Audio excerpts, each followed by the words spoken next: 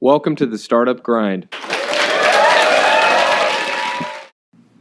We're here today. We got limited time because we're here for Dig South Matchup as well.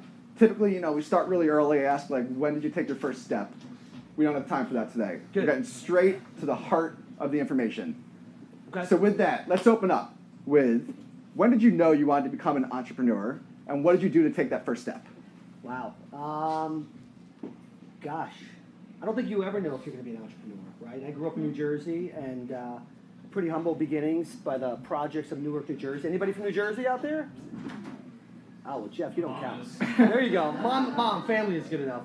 How many people, this is interesting, in Charlotte, there's like 90% of the crowd usually is from out of state. How many people are from out of state? All right, there we go. Cool. There we go. So, we had humble beginnings, and my father was more in that corporate world. He was a PhD from St. John's, taught there in the pharmacy world. He wanted me to be a nurse. A nurse, not even a doctor. This is a serious story. So, you want to be anything but a nurse. You don't know what you want to be. But, I always had those jobs. You always made me work. Tough love when I was 12, 13. Mm-hmm. I mean, even elementary school, I'm selling erasers and pencils to these kids or whatever. So, I think you never know what you want to do, especially growing up in, I'm 42. I'm a little older than all you folks here, or at least most of you. But, being an entrepreneur wasn't cool in the 90s. What was cool is being a stockbroker, or being on Wall Street, because I'm from the New Jersey area, or being a doctor. Any Indians out there, your parents like you to be a doctor, right? He's laughing over here. But, my first job was right out of college. I was actually, it's funny, you go to these events, I'm in a fraternity, I'm with my girlfriend at the time, and I'm just hanging out with my fraternity, and you never know who you're going to meet. So that's why I'm a big believer coming down to Charleston. You never know, how I can help you guys. But we'll get into that in a second. I don't think you ever know to be an entrepreneur, but the answer to the story real quick is my first job out of college was I was talking to a booth at Fairleigh Dickinson University because my parents made me transfer from the school that original school I went to, University of Scranton, which is a Jesuit school in Pennsylvania. But I spoke to them. They were headhunters for software companies. Okay. And so it wasn't entrepreneurial, but I knew kind of that world because my brother was in that industry. And 3 years later, since we're on the fast track, I worked for the firm. I was the number one guy in Manhattan. After that, I started my own company at 25. I still have it. It's called Millennium Search. We're one of the top recruiting firms for the high tech. In the 90s, I had Mark Andreessen as a client. When he had 30 people at Netscape, I think everybody knows who he is, or you should. Steve Jobs, I think everybody knows who he is. He was a client when he was at Next at the time. So, my Rolodex ran deep from the venture capitalists that are today to all these entrepreneurs that had 3, 4 exits, and I built my company on Silicon Valley without ever being in Silicon Valley, which is hard to do. So, that just tells you through relationships and results. And I'm not a corporate guy. My wife works at Bank of America, and I knew that I just always wanted to be an entrepreneur. Does that make sense? Long answer to your short question. No, that's good. When I spoke to Jeff earlier and I was prepping for this, he said, you got to get one story out of Amish. And he said to ask you, how did you get that first job? That's funny. So while I'm at that job expo, you could call it, a career fair, the guy heard me talk, really good-looking guy like George Clooney wearing an Armani suit, so it catches your eye, And he literally said, you sounded great, but do you have a resume? I'm like, yeah, I got a resume. So I ran to my car, which was like a beat-up Honda Accord at the time. And, I had a summer resume that literally said, I'm looking for a summer employment position. So anybody still use whiteout? Okay, neither do I, thank God. I got whiteout, and I scribble in, he said he was looking for someone aggressive. So I took my blue pen and I wrote down aggressive. And I gave it to him. And since the doors are shut, I can swear. But he's like, man, you got fucking balls. He goes, you need to come talk to me. So that was it. And that was it from there. I like it. And how many years did you spend there before you started your... 3 years, and then I was the number one guy. And at 25, I started my own company. All right. And start your own company. It's a big change, right? Big change. My father did not want me to do it. Going back to the family roots. Not secure, no salary, no benefits. And I told him, there's no better time than now. No kids, no wife, no mortgage, right? There's no better time. I got 3 mortgages, 2 kids, and a wife. That's right. Well, I think you've done all right proving wrong. So you're 25, you decide to go out, you're going to do this on your own. You've been working for another guy for a few years, you're going to start a similar firm. What's your first move? How do you put your name on the map and get some of those big clients like you talked about? So it's hustle. I'm big on hustle. Especially if you're an entrepreneur here, you guys are all going to come across people everywhere. From Dig South, which is representing today, those are great places to run into someone and just take a chance. I mean, I love it when people come up to me. I mean, there was someone that had a business card on my car, and that said, "Hey, this is the kind of car, and you're the kind of person we want to do custom clothes for." Then she did it again. So I tweeted it. I'm like, "Whoever you are, you're awesome." And I told the company, and then I called her. I said, "You know what? You did that 4 times in 4 months. You deserve to at least talk to me." So it's really hustle. I mean, you're never, it's a lot of sacrifice. Some of you probably have, kids and a wife or a husband, and it's tough. It's really tough.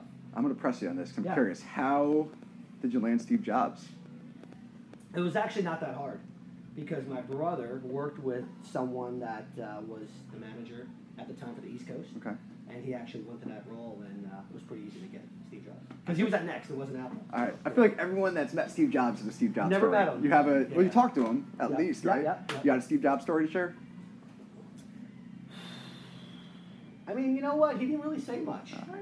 To be honest, because he's more that design guy. You must have been doing your thing right. If Steve Jobs is on the other end yelling It at was you, pretty you're simple. you're They doing needed something someone right. to hire. They said, "Hey, we want this guy," and he just did a quick check, made sure I checked out. So it's a pretty boring story. Cool. I wish I could give you more. I still have the fee agreement with his name, so Yeah. I never knew he was going to be as big as he was. But I actually have every fee agreement I ever had. Okay. So, yeah. That's fair. So you start the company, you start getting some big clients, you're seeing a little traction. Yeah.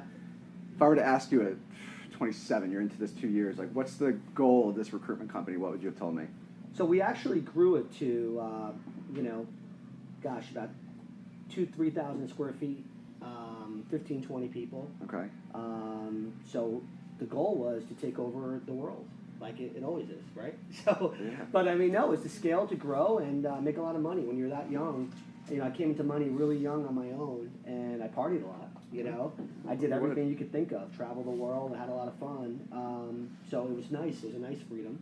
But no, the goals are always to, we're very customer centric. Mm-hmm. So we're all about, the reason why we're doing so well at SierraMaya360, and I knew I would, is because of relationships. Mm-hmm. I still remember people from 20 years ago. They still remember me. I still get Christmas cards from the first employee number 12 at Informatica.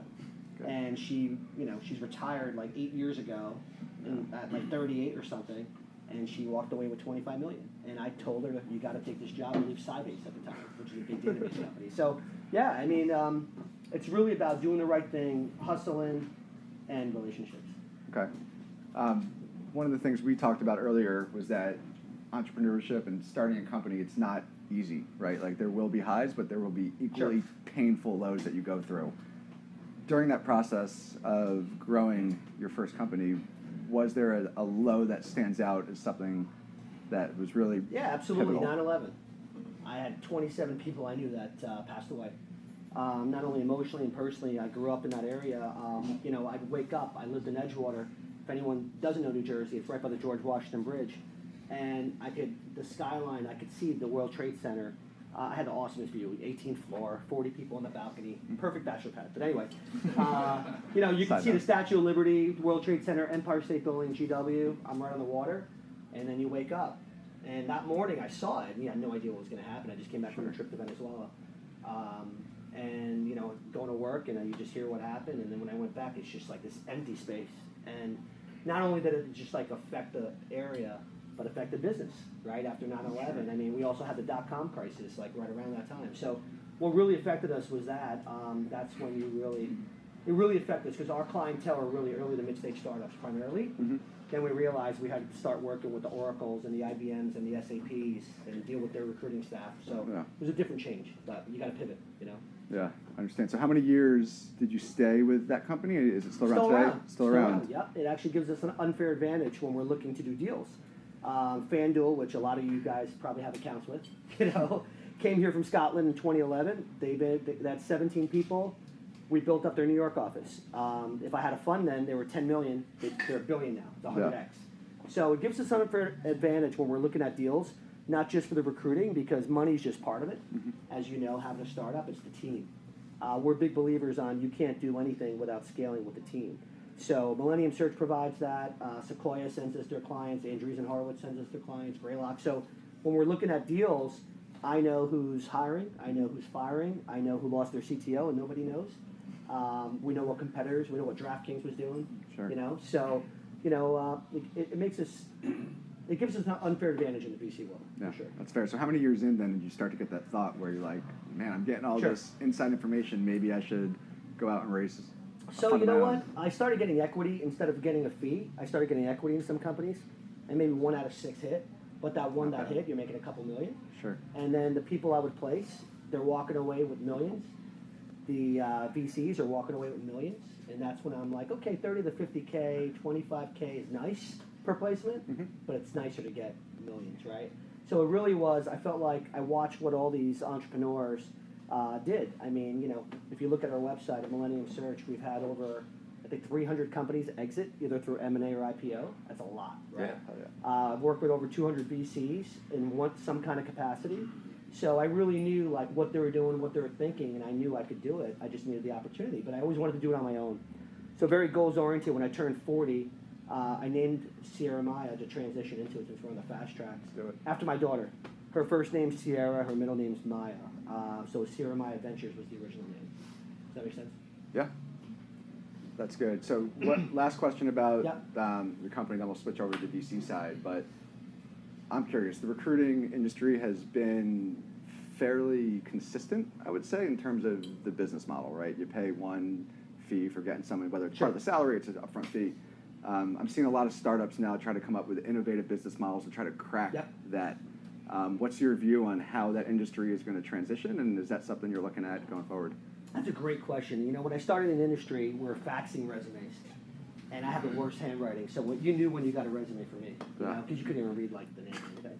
But we started faxing resumes. Then we had no job boards, so to take you back for 20 years, from faxing resumes to actually having Monster and Ladders and all these job boards.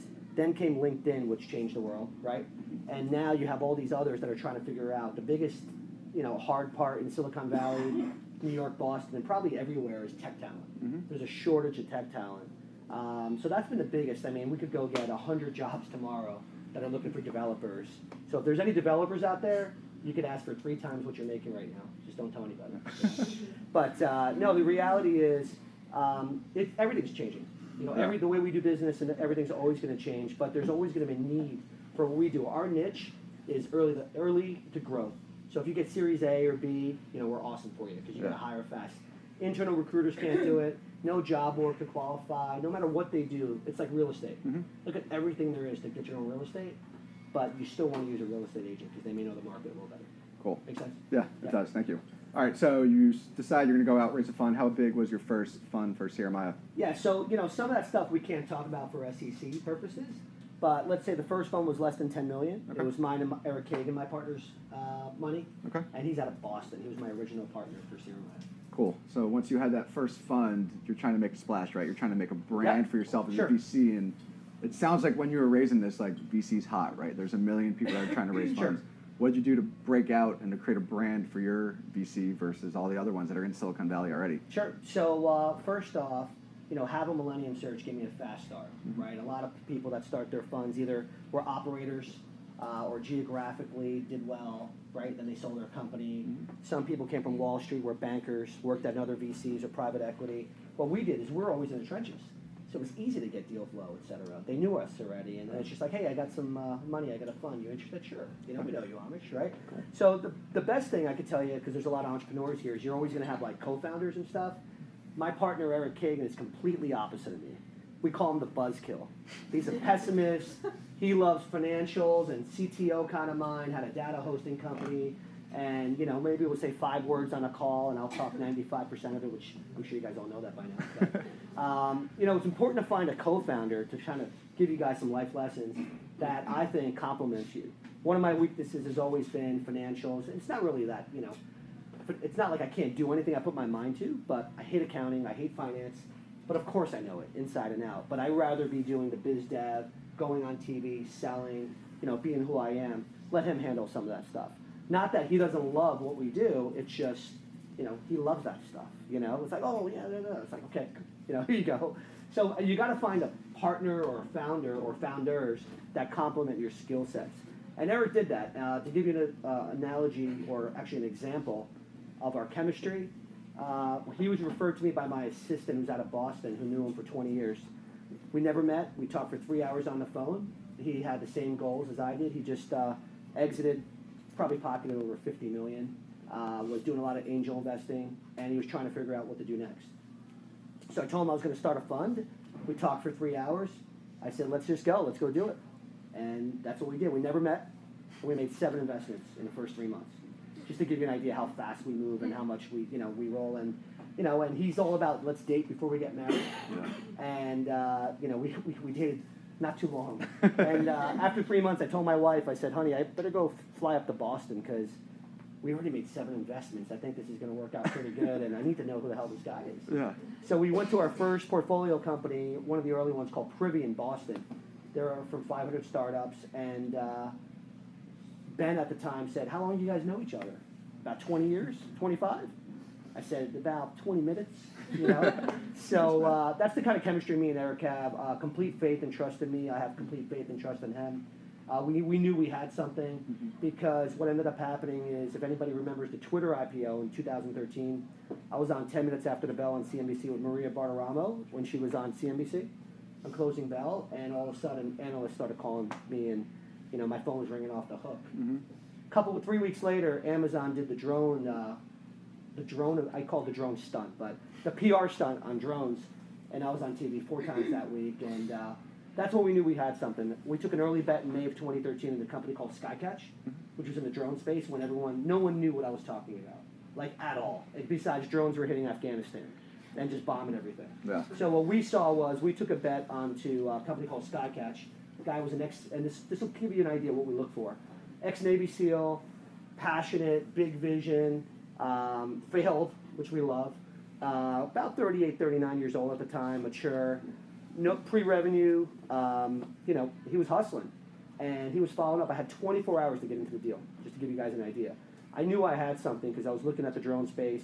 He was getting guys like Tony Hsieh from Zappos. He was getting Ram Shriram. He wrote the first check to the Google guys. He's a billionaire now, obviously. He's on the board. He was getting some amazing investors, and you don't get that unless you have something. I wish I knew everything, but I don't. What we did is we got into that deal, but the reason we got into that deal, and one of the things I want to let you guys know, what we look for is a lot of people are just like, I'm okay with the 3x or 5x or 10x or whatever.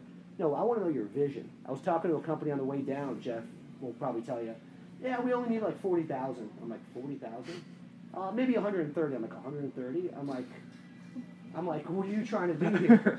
And I'm like, well, you need to start, and it's a Charlotte company. And I think one of the challenges in the South is I'm finding people are getting suppressed because they don't have people like me that are telling them, go get it, go for it.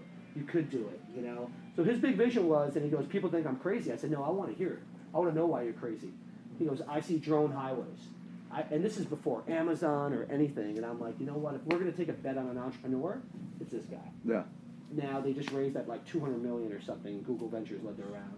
So, in a few years, it's a pretty good. Yeah, hell yeah. So, is it conviction that stands out? So, let's look in the audience, right? We got a lot of people here. They got startups. They either raised a seed round, they're looking to raise a seed round, they're looking to get that first check in the bank so they can really scale. Sure. What you're talking about, yeah, right. Of course, I want to get Ram from the board of Google to invest, but help me understand as an entrepreneur in Charleston. Yep. How do I position myself in a way that's attractive to you to show that my business and vision are going to be $1 billion company? So first, either hit Jeremy's or Jeff's account, wire some money.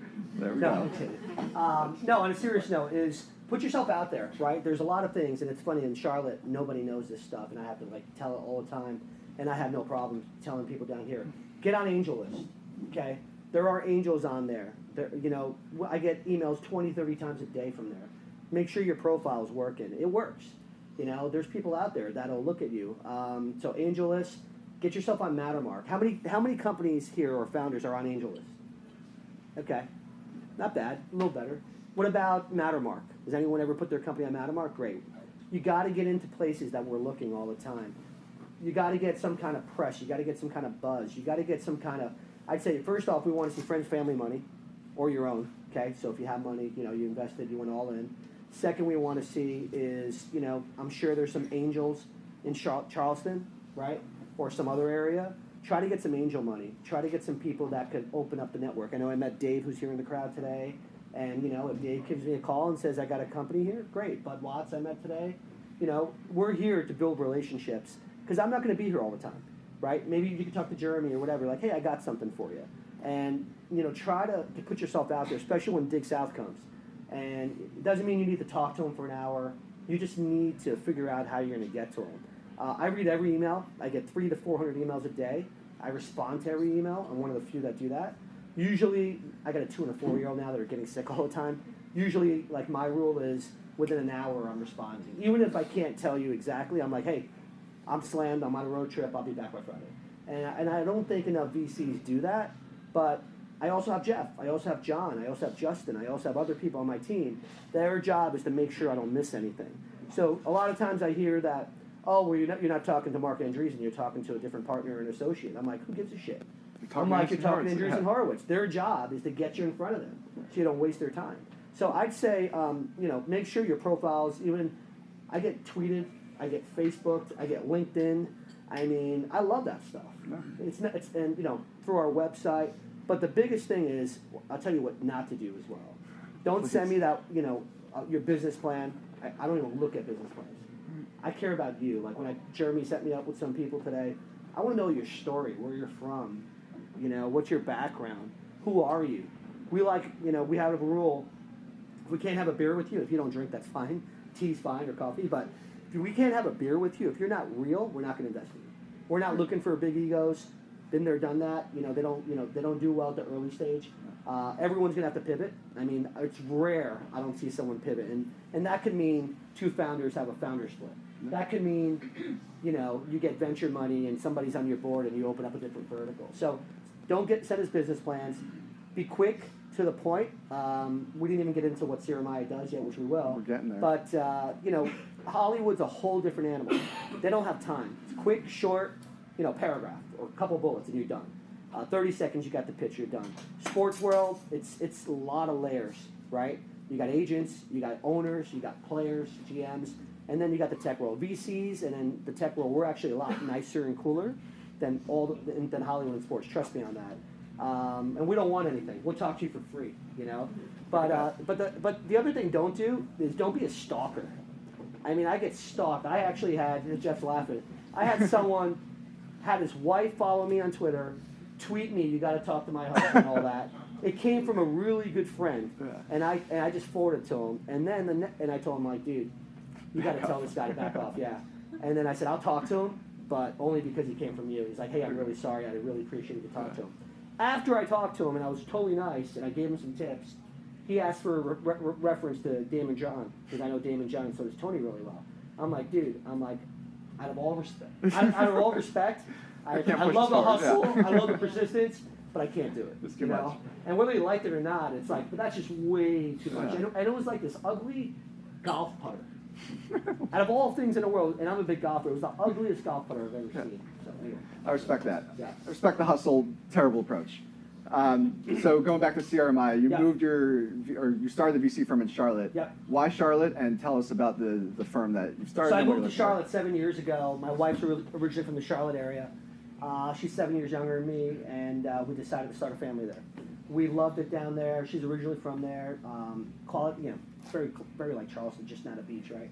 Quality of life, real estate. I just thought they would have had a better family life, and I hate the cold.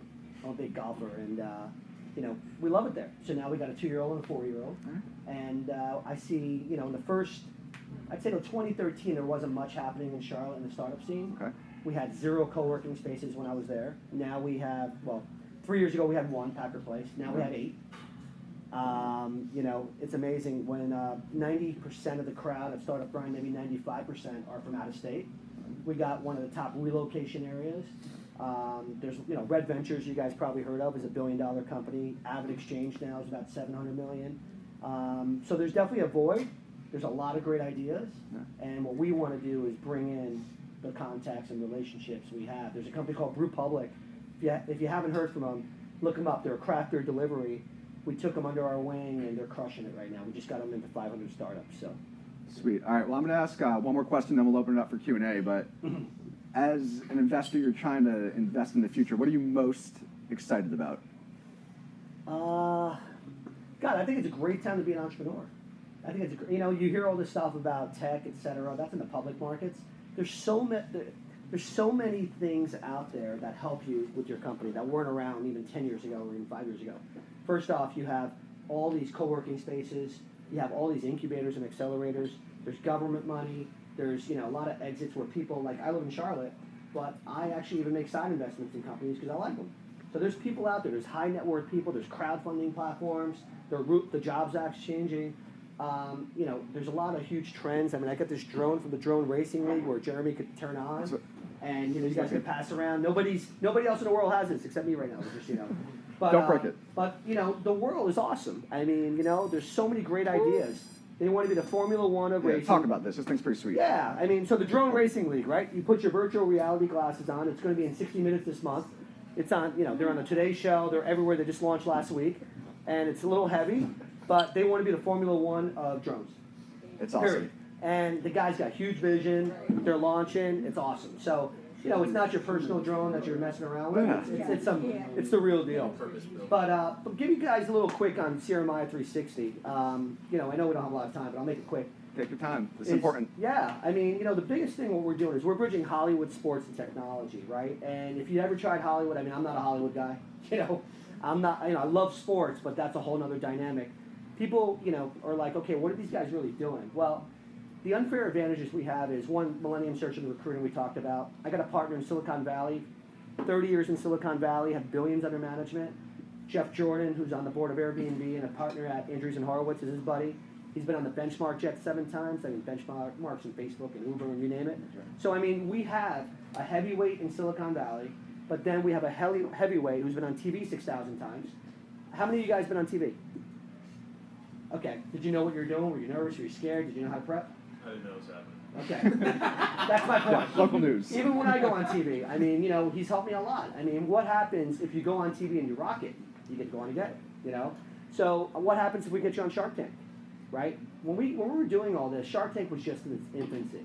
When we're doing all this, we could get people on Good Morning America. Brew Public will be on Good Morning America tomorrow. What happens to your brand if we could do that? It's a phone call for us. But what does it do? You're a household name, right? What happens to your valuation? It goes up. That's what we care about, right? So, I mean, what we could do is we could get the right celebrity, because of Tony's trusted network. Tony Potts was on Access Hollywood for 11 years. He's on our website. You can see videos. He's done the Oscars 13 times. He's filled in for Regis, Larry King. He's got the same lawyer as Ashton Kutcher, Will.i.am, Will Smith, Michael Eisner. When they have a pizza party at his lawyers, all these guys are just hanging out talking. He's a business partner with Damon John and Troy Carter. We got Sidestep, one of our portfolio companies, into Smash Labs, which is Troy Carter's incubator for entertainment. They're actually going to be 9 a.m. tomorrow. You'll see a press release on TechCrunch. They're pitching at the Super Bowl. Sweet. We made that happen. So there's things we do. We don't care where you are. We don't care what you look like. We don't judge you. We don't care, we don't care anything. We care more about you, your vision, your passion, your idea, and how can we put everything we have using our 360 approach, whether it's a celebrity, whether it's getting you on TV, whether it's being a feeder fund. So Mark Andreessen and Jeff Jordan take a meeting with you because Glenn knows them and we know them and we're not giving them crap, right? I'm sure there's a couple companies out here that we could do that for. But now in the Southeast, we see tremendous opportunity. We feel like that the biggest VC is $30 million. It's a friend of ours, David Jones, from Bull City in Raleigh. Oh, Dave, you went to UNC. Oh, yeah, he did. Chapel Hill guy. Yeah. So I talked to Dave, and he's like, man, I can't wait till you do this and raise a larger fund. We're raising close to $100 million. We'll be the largest fund in the Southeast. That's why I wanted to come down here, take advantage of this. My partners love going everywhere. We've been to Atlanta, we've been to Nashville, we've been to Charlotte, been to Raleigh, Miami, you name it. So we see there's tremendous opportunity. Stan was nice enough to invite us to Dig South. There he is. He's the man, Stan the man. So we're going to be there. We're going to put ourselves out there. We're already in these circles. I mean, I could talk about myself all day long, but Google us, take a look at our website. We're authentic. We're real. We're not looking at you from an ivory tower like a lot of VCs do. I gave tips to, was it Baird? You talk? Back right. I told him, this is what you need to do your motto and pivot. He's already on it. We sent him some links. And if he does, we're interested, right? Don't tell anybody. They might steal your idea. But any way we can help you, I mean, we will. If that means in Charlotte we have to have a meeting and I need you to get you some clients, we will.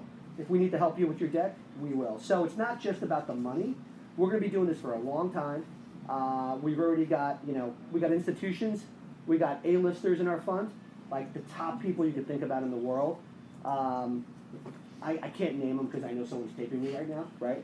But we got professional sports teams. Let's just say one of the owners was in the NBA Finals last year. There's only two that were, so you can think. They didn't win. There you go. So he's going to be in our fund. There's a lot of cool people. I'm on the board with Jared Leto. You might know who he is. 30 Seconds to Mars or Dallas Buyers Club. But it's just our world. Like, we're very humble. We're down to earth. We're real. We're out there. And, if you got an idea, go for it. I mean, use the resources you have here, from Stan to Jeremy to David to whoever, that could help you get hooked into a lot of these networks, because that's what it's all about. Does that make sense? Yeah, that's awesome. Thank you. All right, we got time for a few questions. Who we got? In the back right. You said you did 7 deals in 3 months. Are you still We've actually done 46 deals. That was in the first 3 months. in the first 3 months? But would you say your criteria is still very much about the person, or it's changed over time? Your vision has changed over time? So 80% of what we do is seed A and B.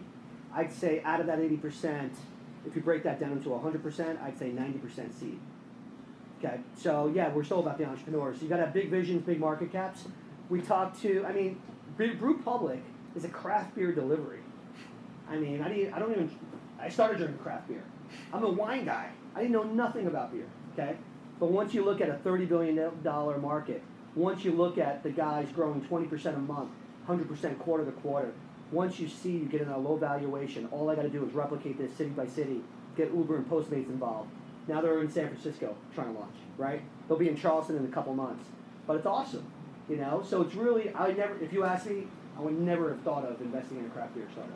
I would have never thought of investing in a drone racing league. Really, But, it's really, know your market. We don't care if it's a consumer product. We looked at a 24 karat gold vodka, $500 bottle. I got the only one in North America at my house, by the way. Did you drink it? I drank the other one. The other one's for this billionaire investor that wants to invest. He loves vodka. So if he doesn't come in, I'll bring it to our next startup grinder. All right, deal. I'm holding you to that. Yeah. So, do you have particular industry sectors that you look at, and what sort of stage do you expect companies to be at? So traditional venture, they do. Traditional, right? You got healthcare VCs, you got digital media VCs, cyber. We don't care. We're in everything from gaming companies, drone companies, ad tech, e-commerce startups, cyber, fintech. And, we're in everything and anything. We looked at the beauty and fashion space, which we think is really hot. Tony's got a huge background out of there in LA. We've looked at, bridging Hollywood sports and technology just means that we have those resources and ties. But we're in Able Lending. We're in eShares. eShares is awesome. If you're a startup, you got to use eShares. It's awesome. Yeah. So Able Lending came from the mail one. What was it called? The mail one? I know the founders. The company would literally pick up your mail, Austin? scan it, and then send you a scan. So they had a reverse mail thing where they would take a car and they would pick up your mail, scan it, and then email it to you. No, Able Lending is more about the crowdfunding. Evan Baer Evan. and the other guy started this other crazy mail company before they pivoted to Able. Okay. I was curious if you're crazy Jeremy enough. knows more than me. Were you crazy enough to invest in the mail company? Well, the reason we invested is that actually they got Mike Maples in there and Floodgate and a couple huge investors. Okay. They actually asked us to come into the deal. So what's happening with us is we're getting a name and they want us in the deal because we have strengths that they don't, right? So what stage do you want a company to be at before? It sounds like you're in pretty early. So. We're in pre-revenue companies. There's a company, Full Color Games, that I might have a deck of cards on me. Yeah, let me pass this around. Yeah, here, you can start over here. So, pre-revenue 3 years ago, I think he's going to be the Steve Jobs of gaming. There's only one company that's ever changed a deck of cards. Anyone know who changed a deck of cards? No, I know Jeff knows. Uno. How many people play Uno? They still do $100 million, and it's Uno. He's actually in London launching right now, and you can check out the website, Full Color Games. The guy's unbelievable. He's a machine. Literally works, and I work a lot. I probably sleep 4 hours, 5 hours, 20 hours a day, nonstop. I've never met anyone, like this in my life.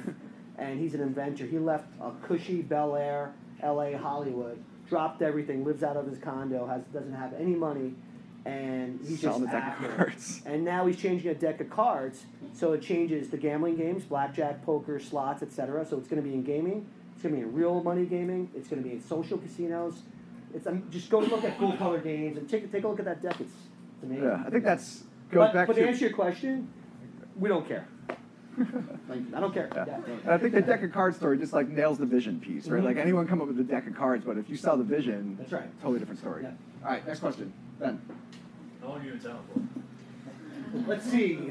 We're meeting someone at 10:15. I think Benefits Focus founders or something like that. I don't even know who they are. I'm sure you guys do. I used to work there. Okay, yeah. They called us, and then somebody else at 11, and we're out of here at 12. So I'm here till tomorrow. It'll be back. Anything before 10:15? Yeah, I'm around all night. You can even meet at the rooftop bar. I'm working. Brilliant. There we go. All right, Raghav. Okay. So you mentioned about Boston and Silicon Valley, and Yeah. the other part of it about, you meet people here where they're talking about 40,000, 100,000, Yeah. 100,000. So given those two, I moved from Boston and then to Silicon Valley and then here, and I tried to raise money here. It was easier for me to raise from Boston and Silicon Valley being here, than from here. And part of the problem is it's expensive, and that's probably one of the reasons why a lot of entrepreneurs are looking for like smaller deals or smaller rounds. So, from your perspective, like what's it, like how does it compare, or how's it different here? If all else being equal, Yeah. would someone should look for Silicon Valley investment or should go for local? Well, let's not fool ourselves. Silicon Valley, Silicon Valley. Right. We're never going to be Silicon Valley. Charlotte's not. Charleston's not. Atlanta's close, but not even that close. We're never going to be. It's like Wall Street. You can't compete. It's like Hollywood. If you want to make movies, go to Hollywood. Boom. You could do them in Charleston, but Last call. Hollywood's where you got to be, right? You got to have an office there. But to answer your question, I mean, I feel like there's enough value where you could actually start in Charleston, get money here, scale, prove the concept, validate it in the Southeast, and there's no reason why you can't get money from other areas like you did. And then it doesn't mean you can't have a satellite office there. Does that make sense? Yeah. Because you want to be there. I mean, if you're going to be huge, which is what we want you to be, I think what you're really trying to get to is that what I find here, what a lot of people are doing wrong, it's okay if you don't pay yourselves. Some people pay themselves $1,000 or $3,000 a month, which is fine. I get it where we live, but we want to make sure that you're paying your bills and you're living.